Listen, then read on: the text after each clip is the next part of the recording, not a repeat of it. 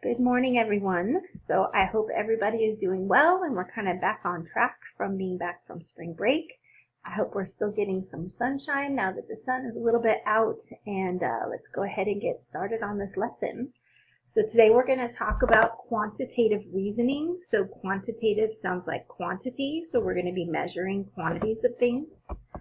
And let's get in here. There are notes that you can print out with this, or you can be looking at the notes maybe on your phone while you look at this on the computer, however you want to do that.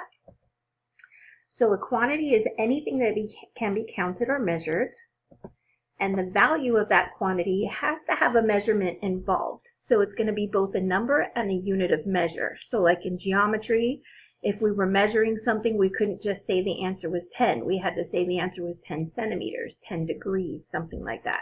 So it's going to be a number and a unit of measure. And then quantities can be classified as either fixed or varying, depending on whether the value of the quantity remains constant at all times throughout the whole problem, or it can assume more than one value.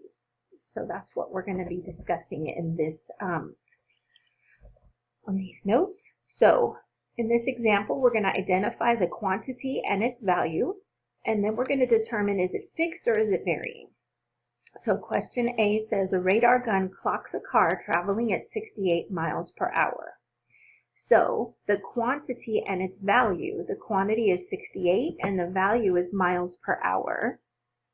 And so then the question is whether that's fixed or varying. Well, unless you are at a full and complete stop and it's 0, or you're on cruise control that's holding you at the same speed, that's going to be varying depending on how much pressure you're putting on the gas pedal, whether you're up or downhill, that type of thing.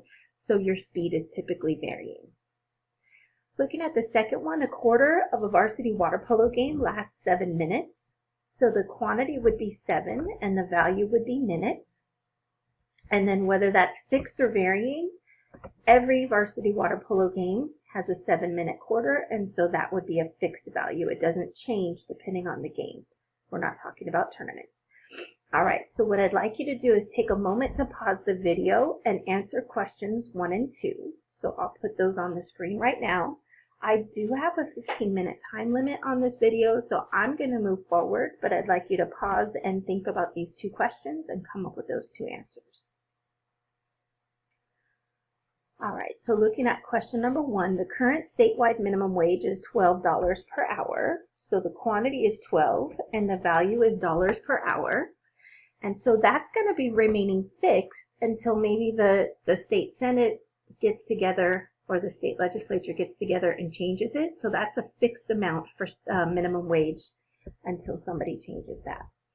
So then the second one, a student uses 4 gigabytes of data on their phone. So the quantity is 4, the value is a gigabyte, and then that could be varying because 1 month they might use 4 gigabytes of data, or even 5 minutes later they might use a percentage of a gigabyte or something like that. So that would be varying. All right, so this is going to be another moment where I want you to pause and think about the question of which of the following are relevant quantities in answering the round robin tournament problem. So teams, like what teams you have, like Barcelona or Manchester United, that kind of thing. B would be the games, so like team 1 versus team 2, teams 2 versus team 3, that kind of thing. Height of the players, number of games each team plays, number of players on each team, number of teams, length of time of each of the games, and total number of games played by all teams. So pause the video for a moment and figure out, if we were answering the Red Robin tournament problem, which of these would be relevant quantities? All right, so the name of the team, I wouldn't say that that matters, or who's playing, that doesn't matter. But who's playing who, that would matter, because remember, we didn't want repeats of the same game, and we didn't want to play the same team to itself. So for example, that you didn't want team 1 playing team 1. So that was a relevant quantity. So for C, the height of the players doesn't change how many games you play. But D, the number of games each team plays, is important because if I double that or triple that, then that changes the number of games played altogether. For E, the number of players on each team, it doesn't matter if you were at U8 with 8 players or U10 with 10 players. I think those were the right numbers, but it doesn't matter how many players were on the team. It mattered how many games you played, but it does matter how many teams you have, because as that changed, like in the video that I did, 4 teams created a different number of games versus the 10 teams. So number of teams does matter.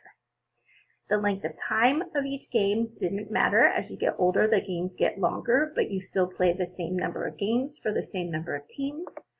But for H, the total number of games played by all teams, that really was something that we were looking for. So that is a relevant quantity. So we're looking to see what is important to the problem that we're solving. All right, so take a moment to pause the video, and you're going to want to figure out if a students plan to share the cost of buying their teacher a single $100 gift card. What would be some fixed quantities, some varying quantities, and how do they relate to each other in this problem? So go ahead and pause the video and see what you can do with that question.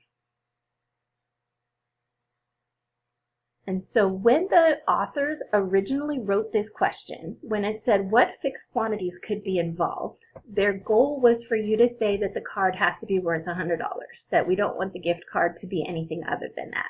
But some interesting things that my students came up with last year is the number of teachers doesn't change. They're still buying for one teacher, and the number of gift cards didn't change, that it was one gift card. So I thought it was interesting that they came up with some ideas that the author didn't think about. So the varying quantities could be the number of students that are donating. So if I ask 2 classes versus 1 class, or if I have 30 kids in a class versus 40 kids in a class, that could change how many people are donating, which means that that then changes the amount of money from each person to get that $100 gift card. And so the ways that those fixed and varying quantities are related to each other is the more students we have, the less money each student needs to give to total $100. In reverse, the fewer number of students that we have, the more money each student would have to give to get that total fixed quantity of $100.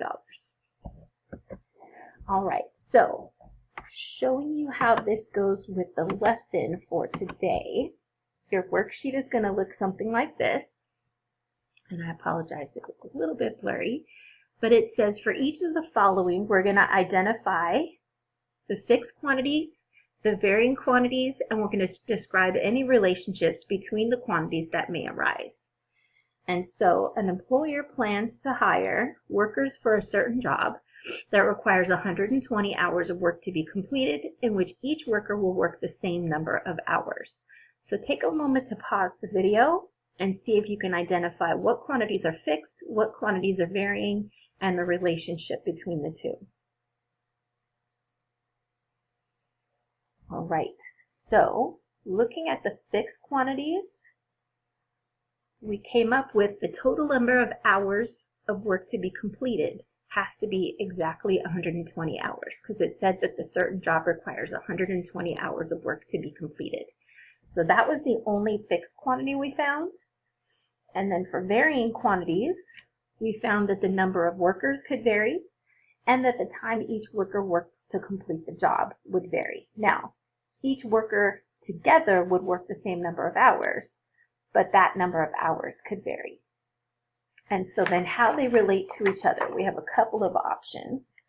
So the first one is the product of the number of workers and the time each worker works to complete the job is going to be constant.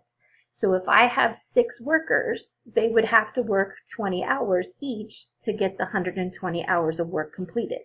If I have 2 workers, they would have to work 60 hours each to get the 120 hours work completed.